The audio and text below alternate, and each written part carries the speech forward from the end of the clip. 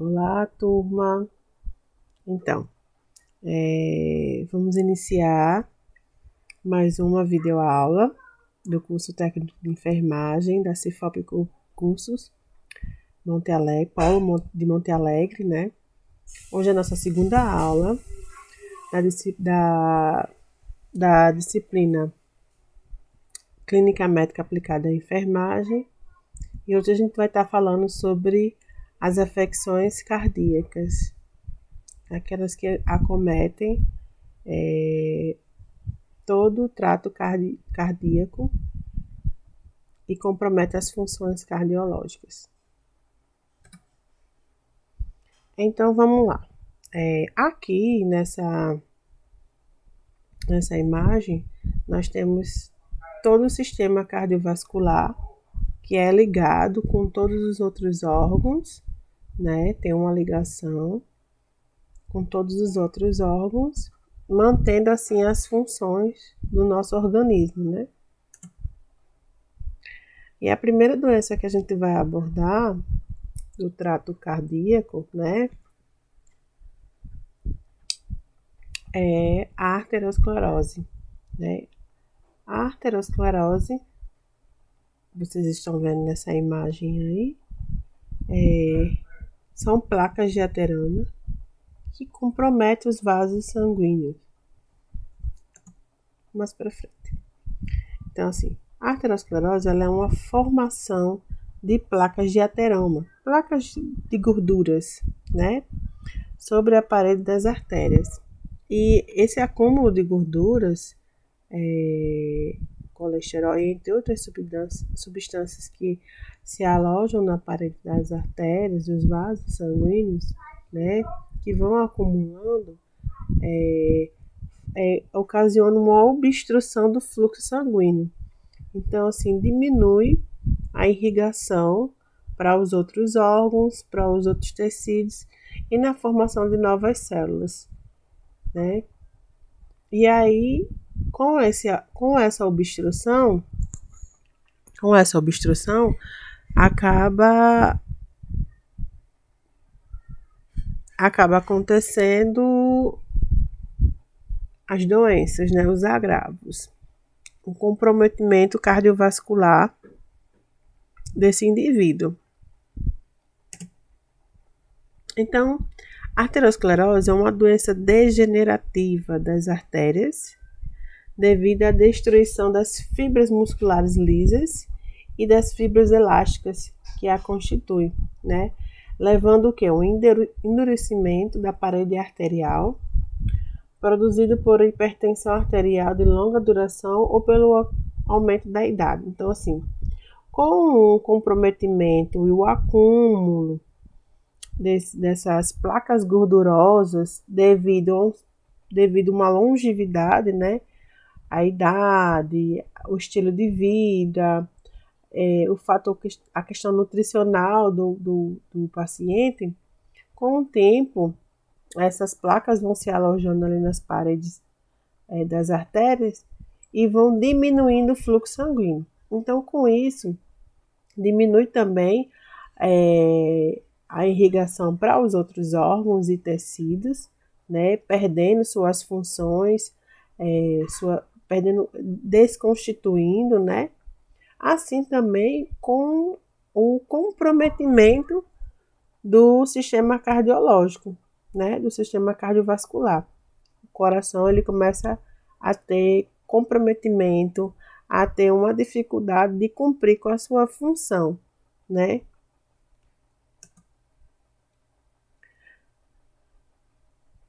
Quais são os sinais e sintomas que esse paciente pode estar apresentando? Quais são os sinais e sintomas que esse paciente pode vir apresentar quando ele possivelmente está, né, acometido com arteriosclerose? Ele começa a apresentar sintomas quando realmente já está em um nível alto, né, num agravamento, porque os sintomas da arteriosclerose,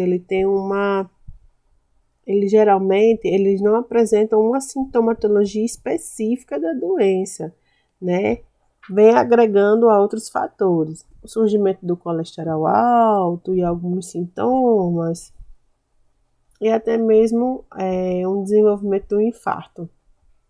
Então, geralmente não tem sintomas de aterosclerose até uma artéria ser estreitada ou obstruída, que ela não pode fornecer sangue suficiente para seus órgãos e tecidos. Então, quando acontece realmente a obstrução ou o estreitamento completo de uma artéria, comprometendo uma função de um órgão, uma função de um tecido, comprometendo a função cardíaca, aí sim começa a aparecer sinais e sintomas desse comprometimento que, com a investigação clínica, né, com a investigação de exames, acaba diagnosticando a arteriosclerose.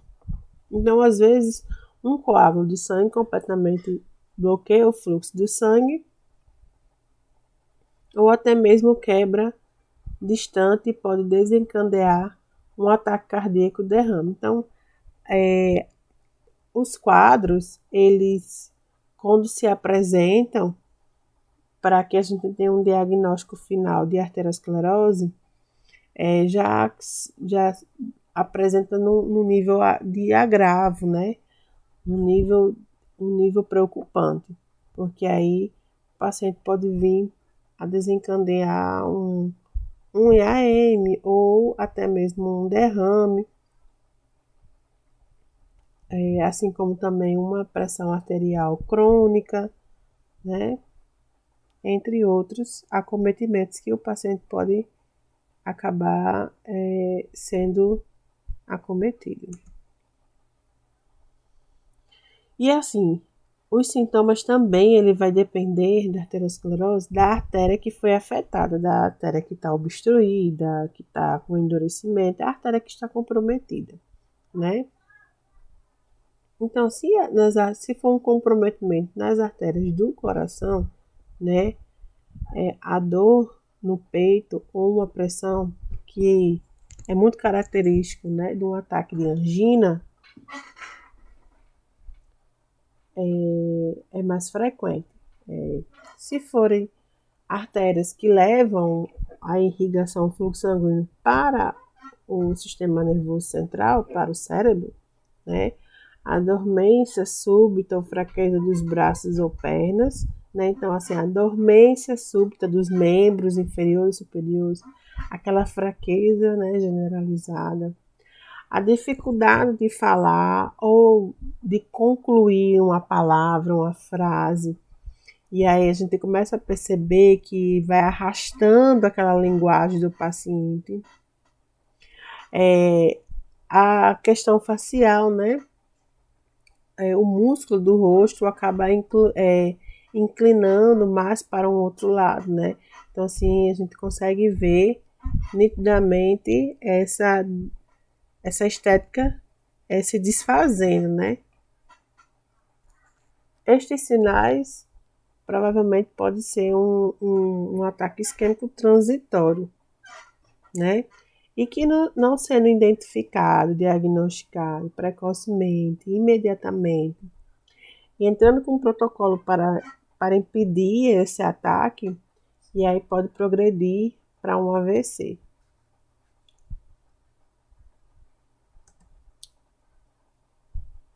E aí, nas artérias em seus braços e pernas, né, nas artérias dos membros, a doença arterial periférica, tais como dor nas pernas ao caminhar, né? Nas artérias que são ligadas aos rins, ao sistema urinário, a hipertensão arterial crônica e a insuficiência renal. Nas artérias levando aos seus órgãos genitais, você pode ter uma dificuldade em fazer sexo. Então, assim, o ato sexual ele é um ato que não será mais prazeroso, né? E será um ato doloroso, porque tem um comprometimento na irrigação desses órgãos. O diagnóstico, né, é diagnosticado com a ocorrência das complicações, Então, é um diagnóstico clínico, né? Ouvindo e coletando as informações do paciente, as queixas principais, o histórico de antecedentes do paciente, tanto pessoal como familiar, ouvindo também o estilo de vida que esse paciente leva, né? Se ele tem hábitos saudáveis, alimentação saudável, o fator genético, né? Que influencia bastante também. Assim, toda essa tomada de requisitos para fechar um diagnóstico clínico. E aí também, juntamente com o diagnóstico de exames, tanto laboratoriais como eletrocardiograma e exames de imagens.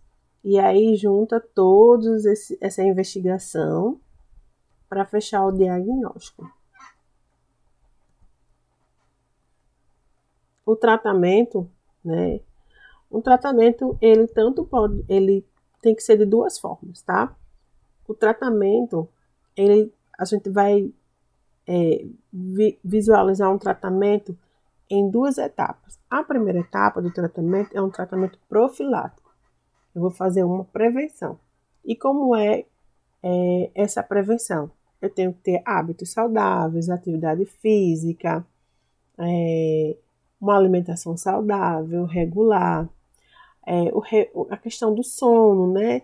Ter o sono de forma correta, um repouso corretamente, a questão do estresse, então não ter um estresse associado à minha vida, ao meu cotidiano, à minha rotina. O uso em demasiado de fumo, álcool, drogas.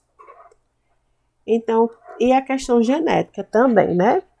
E ter o hábito de sempre realizar um check-up, sempre estar com um profissional especializado da área da saúde, para que se eu sou um indivíduo que já me encaixo num grupo de risco por um fator de genética, então eu preciso ter um cuidado maior, porque eu tenho uma predisposição para afecções desse tipo. E a segunda etapa do tratamento, né, é quando o paciente já realmente está diagnosticado com a doença.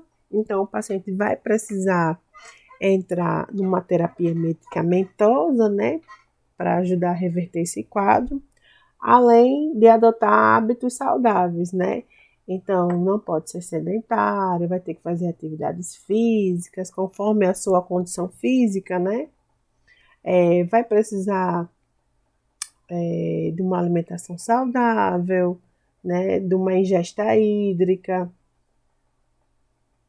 e de um repouso e o não estresse, né?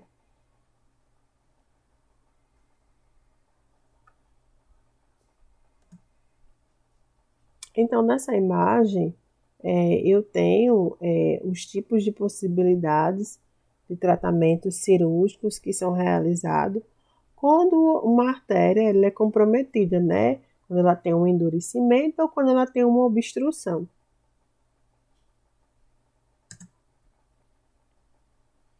E aí, quais são os nossos cuidados? Quais são os cuidados de enfermagem, né? O repouso absoluto no leito, né? Evitando movimentos bruscos. A questão da oxigenoterapia e não esquecer de sempre estar acondicionado com umidificador para estar umidificando, fluidificando esse oxigênio que é ofertado para o paciente. A verificações e o controle dos sinais vitais, né, principalmente a frequência cardíaca e a pressão arterial é bastante importante, então tem que ter um olhar bem atento. Esse paciente, como ele vai ter uma sobrecarga cardíaca e a gente precisa evitar que ela aumente, a gente precisa fazer aquele controle hídrico, então controlar tudo que está sendo ingerido no paciente e tudo que esse paciente vem eliminando, né? Todos os fluidos que ele elimina. prestar cuidados de higiene no leito, porque é um paciente que a gente precisa que ele tenha um repouso absoluto. Então, esse paciente vai precisar ter uma ajuda no seu autocuidado, né, no seu cuidado de higiene, no seu cuidado de higiene básica, né, de cuidados básicos. Então, assim, se for um paciente consciente, orientado, será muito difícil fazer entender a importância nesse momento de um banho de leito, né? Mas aí, juntamente com o médico, avaliando as condições clínica, física e hemodinâmica desse paciente, a gente pode estar levando ele para o banheiro, numa cadeirinha de banho, e auxiliar ele nesse cuidado, nesse banho, tá? Mas isso é uma questão para a equipe avaliar, né? A enfermeira do plantão, o médico do paciente, certo? E administrar as medicações que estão em prescrição médica do paciente, conforme está prescrito, né? Seguir à risca as medicações e manter um ambiente mais tranquilo e calmo possível para esse paciente ter uma reabilitação mais rápida, uma reabilitação livre de danos, né? E assim a enfermagem prestar uma assistência de qualidade. Ainda nos cuidados de enfermagem, a questão da orientação à família, né, para eles evitarem as conversas e evitarem também os movimentos desnecessários. A questão nutricional, ela também é bastante importante, indispensável. Então, vai ter que ter um suporte nutricional mediante essa patologia desse paciente, mediante essa condição clínica que ele vem apresentando, né, o seu quadro clínico.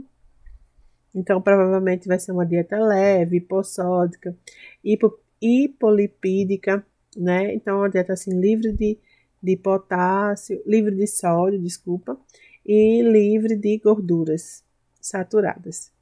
Livres que eu digo, elas não estarão associadas a essa dieta. Quando o paciente receber a alta, né, a gente faz aquelas orientações necessárias, junto com as orientações médicas, principalmente na questão da alimentação, da nutrição, né, do paciente, da ingesta hídrica, né, se for uma ingesta restrita, se esse paciente tiver uma ingesta hídrica restrita, a gente precisa orientar a família quanto a esse critério e orientar ao critério também da nutrição, né? O paciente vai para casa, precisa de um suporte nutricional também para continuar o seu tratamento, assim como também continuar com a terapia medicamentosa.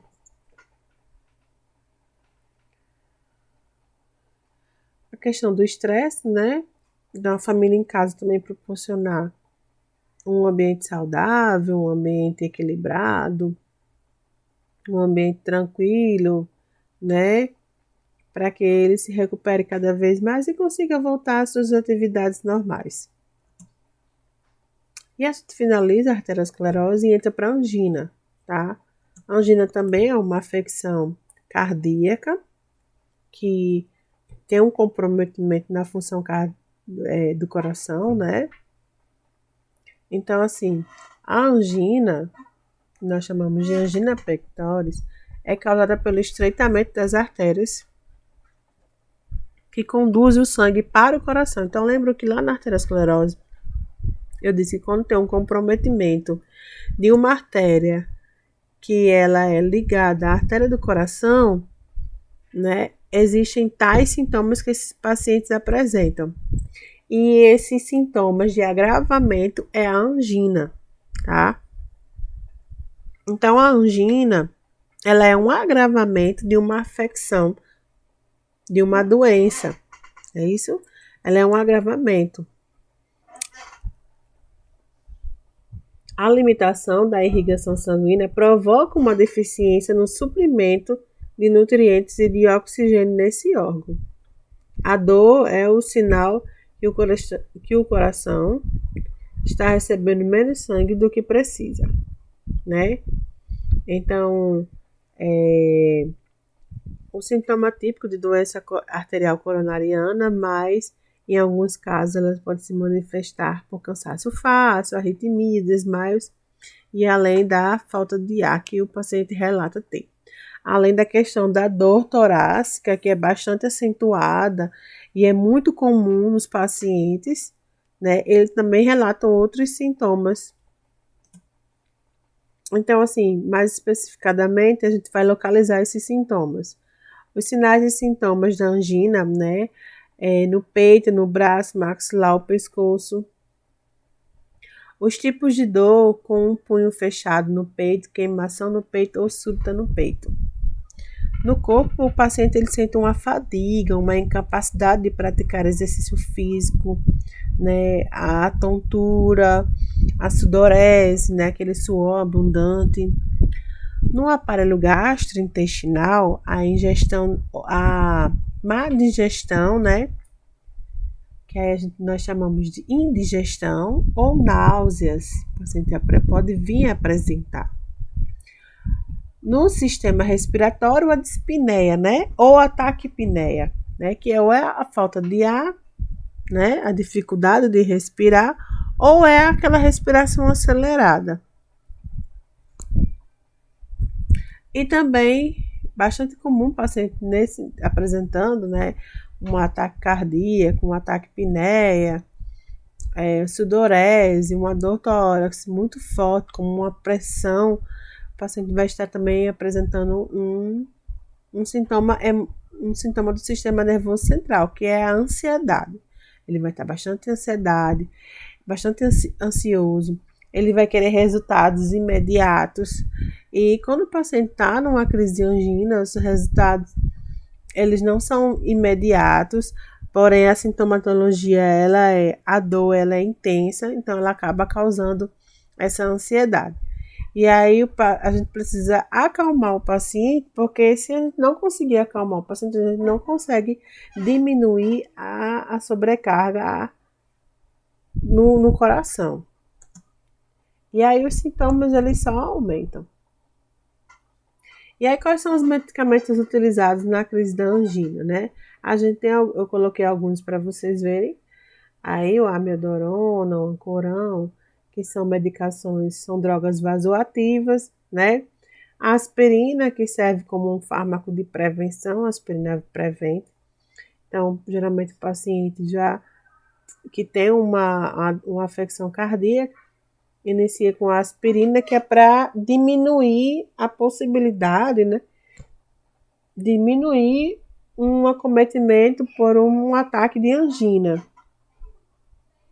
O atenolol, o atorvastatina, o besilato de alodipino, carvedilol, clexane, concol, cordil, enalapril, o isordil, o Liptol, o monocordil. Então, essas são algumas medicações.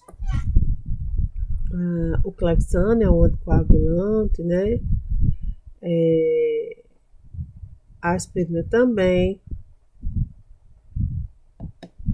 Ok?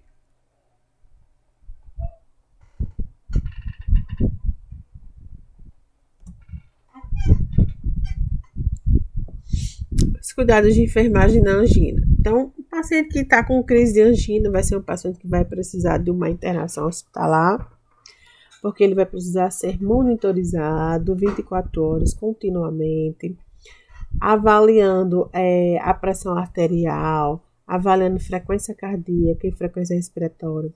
É um paciente que vai precisar ser monitorizado também na realização de eletrocardiograma, né, o ECG. Assim como também vai ser preciso monitorizar o fluxo urinário desses pacientes, tá?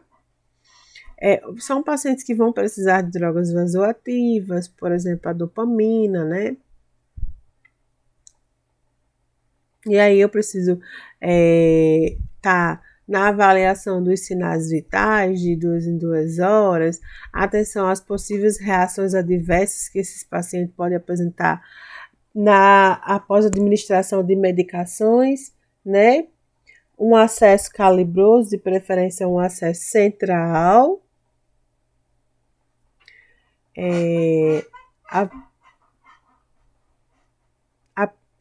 administrar a terapia medicamentosa conforme prescrição médica, né? E a pressão arterial a gente vai estar avaliando a cada 5 minutos e conforme a pressão que o paciente apresenta é feito um ajuste da dose da droga que está sendo administrada no paciente. A gente vai observar edemas, retenção urinária, aspecto urinário, quantidade urinária, porque é muito importante. E aí vai precisar utilizar uma bomba de infusão, né? Ter um acesso calibroso. Caso o paciente apresenta reações adversas, interromper as medicações que estão sendo administradas. E cuidados também com os acessos, certo? Agora a gente está no IAM, no infarto agudo do miocárdio. O IAM é a necrose miocárdica resultante de obstrução aguda de uma artéria coronariana. Os sintomas do IAM, que é bastante comum e muito frequente, é uma dor, né? Uma dor retroesternal, que ela vai irradiando para as costas, para o pescoço e para o braço esquerdo.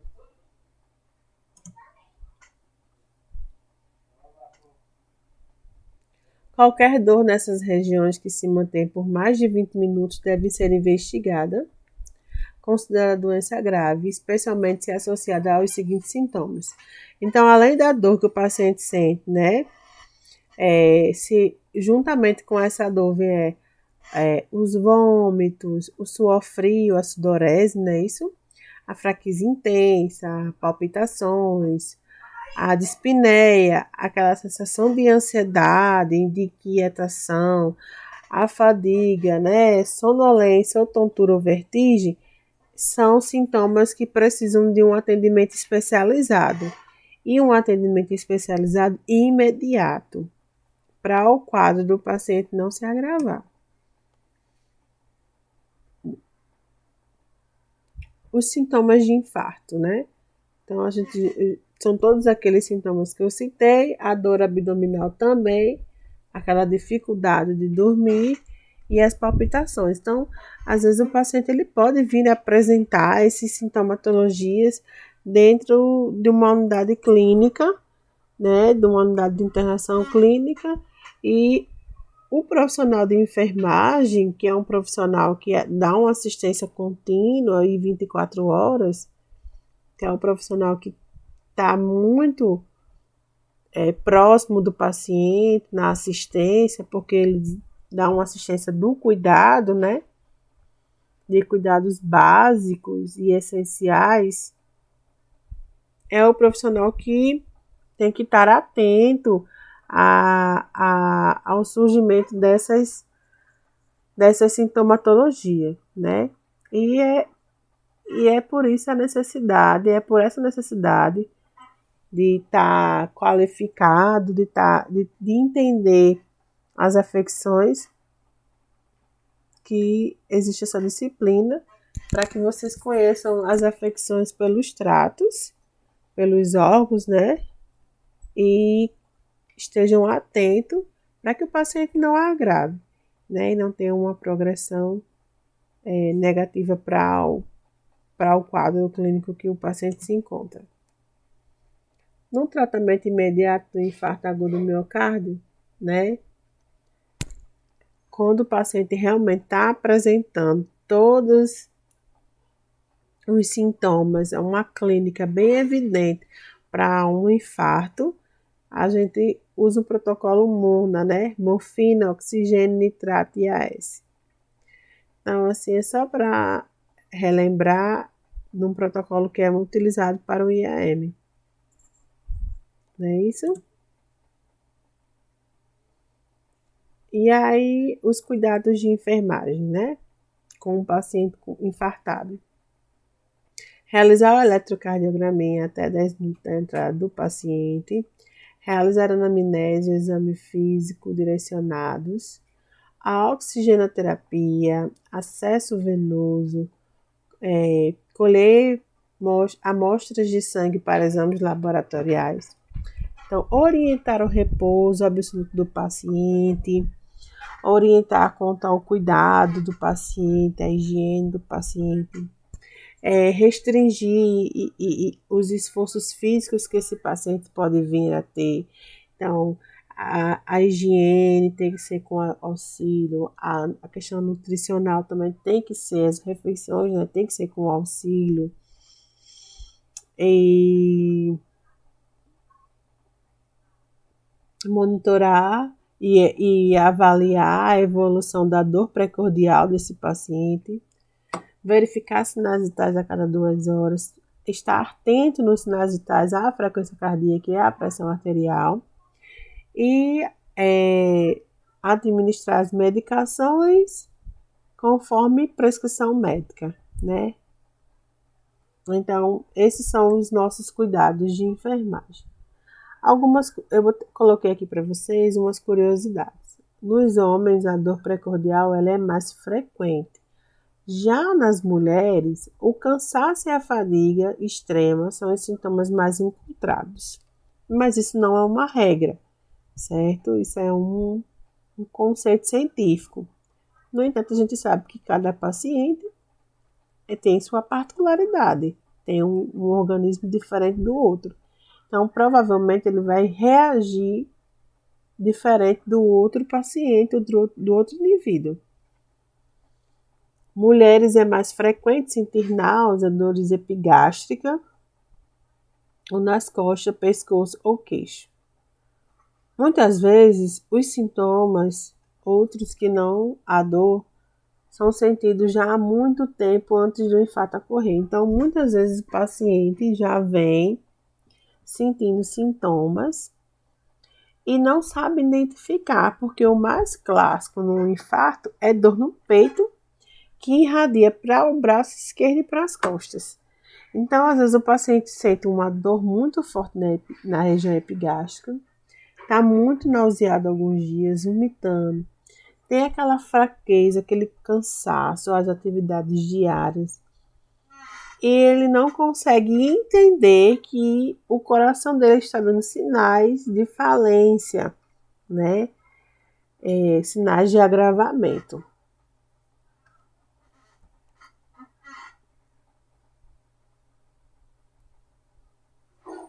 E assim, muitos dos sintomas da doença coronária são ignorados pelos pacientes, né? E às vezes acontece também de serem ignorados pelos profissionais da saúde, né? Pelo fato dessa rotina que acaba deixando o profissional muito mecânico, né? Muito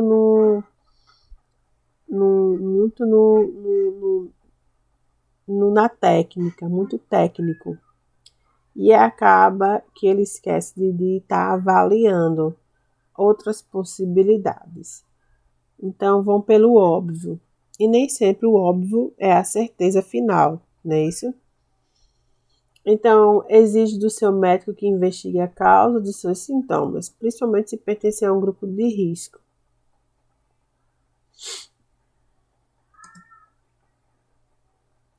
Finalizando o IAM, a gente vai para a insuficiência cardíaca.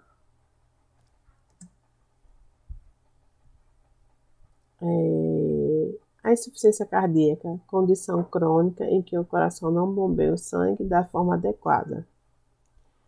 A insuficiência cardíaca, a ICC, ela pode ocorrer se o coração não for capaz mais de bombear, né? Se o coração não for mais capaz de bater fazendo a sistólica, ou se o coração não tem mais condições de fazer o preenchimento corretamente, que é a diastólica, né?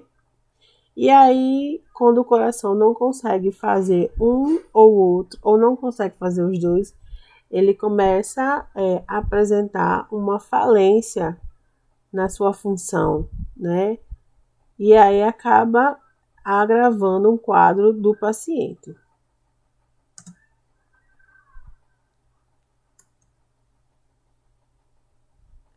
E aí tem a insuficiência cardíaca do lado esquerdo, o paciente apresenta dispneia noturna, inquietação, confusão, ortopneia, uma pressão capilar pulmonar em cunho elevado, uma cianose, uma fadiga, uma dispneia por esforço, um ataque cardíaco.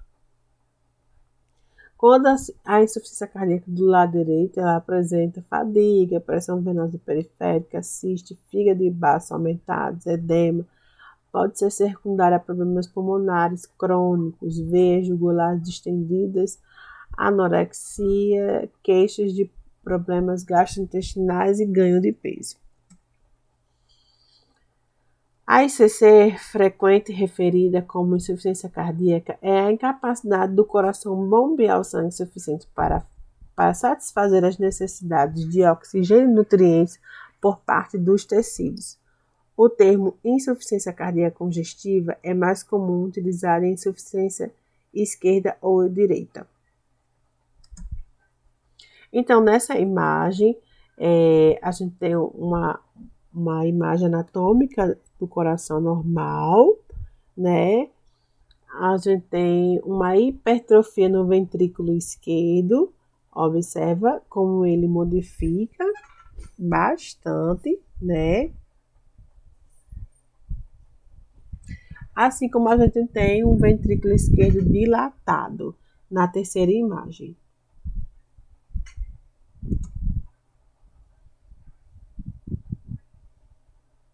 Os sinais e sintomas é uma dispneia, falta de ar, o portador de insuficiência cardíaca caracteristicamente se dá aos esforços físicos. Então,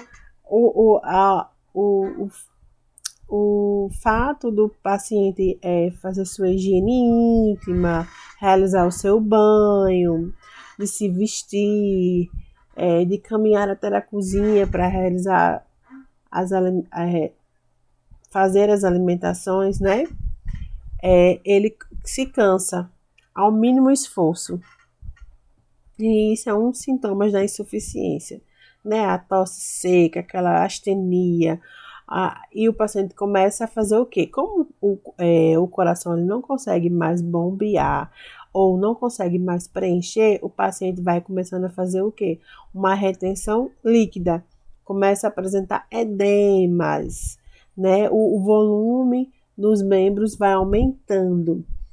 Uma dor abdominal, palpitações, né? Tonturas e a diminuição da emissão da urina. E aí, quais são os nossos cuidados? Os cuidados de enfermagem. Os cuidados de enfermagem é fazer a monitorização hídrica, né, da ingesta e da excreta do paciente a cada 2 horas, tá? Manter esse paciente em posição de Foley para facilitar a respiração, porque nessa posição não vai ter compressão do diafragma, não vai ter compressão dos alvéolos pulmonares, e aí a gente vai conseguir melhorar essa condição respiratória do paciente. Vai ser monitorizada a questão da terapia medicamentosa do uso dos diuréticos, assim também como a resposta dessa terapia, se realmente os diuréticos estão conseguindo diminuir essa retenção líquida do paciente. Avaliar a distensão da venosa jugular e os edemas periféricos, tá? Administrar uma dieta conforme a necessidade do quadro clínico desse paciente. Então, a dieta dele vai ser uma dieta hipossódica, porque ele precisa diminuir a questão hídrica, a questão de líquida. Então, uma dieta hipossódica é uma dieta livre de líquidos, porque ela não tem sódio na sua composição. Vai ter uma restrição hídrica, né? E aí, aquela assistência técnica humanizada, né? Eu monitorizo os sinais vitais do paciente, realizo higiene no paciente, os cuidados básicos e essenciais no paciente, como também administro medicação, administro uma terapia medicamentosa conforme a prescrição médica e avalio a resposta do quadro do paciente. E na assistência humanizada técnica, eu também vou manter esse paciente em repouso absoluto, observando o grau de atividade em que ele poderá ser submetido, né, que ele tem condições de ser submetido. Além disso, eu vou estar promovendo um ambiente calmo, tranquilo, não só para ele, como para a família, orientando, ajudando, auxiliando e sempre explicando todo o tratamento, todo o esquema e toda a rotina que esse paciente vai estar inserido agora, porque será tudo muito novo. O paciente vai estar bastante ansioso, com respostas rápidas, e essas respostas acabam demorando, porque a gente necessita da contribuição fisiológica, né? Uma resposta do organismo do paciente, e que necessariamente não será igual para todos. Cada um tem um organismo, né, diferente, então cada um tem uma resposta diferente. E esse apoio emocional, tanto para o paciente como familiar, né? O paciente provavelmente vai precisar de um apoio fisioterapêutico para ver a questão do padrão respiratório,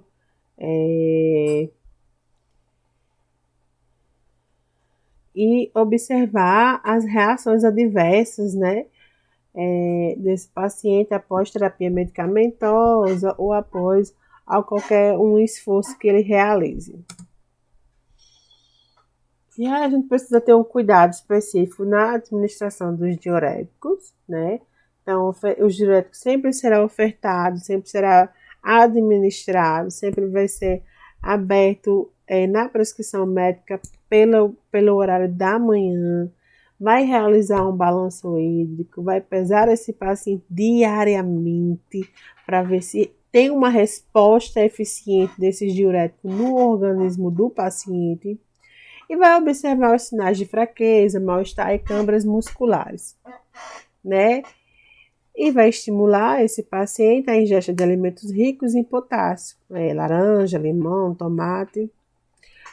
Claro, essa estimulação dessa ingesta em alimentos ricos em potássio, ela só vai acontecer se eu tiver uma prescrição nutricional estimulando, né? Acreditando, permitindo essa estimulação, né? Eu só vou fazer essa estimulação se não houver nenhuma contraindicação.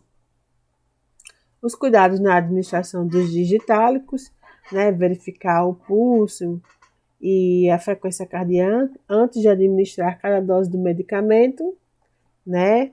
E assim, caso haja um pulso que esteja inferior a 60 batimentos por minuto, eu não administro esse diurético, comunico ao meu enfermeiro do plantão e comunico ao médico assistencial para dar a conduta correta, né? A permissão de que possa ou não estar administrando. E observar os sinais e sintomas de toxicidade digital. Quais são esses? A arritmia, né? A arritmia cardíaca, a anorexia, náuseas, o vômito, a diarreia, a bradicardia, a cefaleia, o mal-estar e as alterações comportamentais, como irritação, desorientação. Então, por fim, é isso, turma. Terminou aqui a nossa aula de afecções do sistema cardiológico, né, do sistema cardíaco, falando um pouquinho das principais doenças cardíacas que acometem o indivíduo e e que a enfermagem precisa ter um conhecimento científico para desenvolver uma assistência de qualidade. Então, até a nossa próxima aula. Tchau!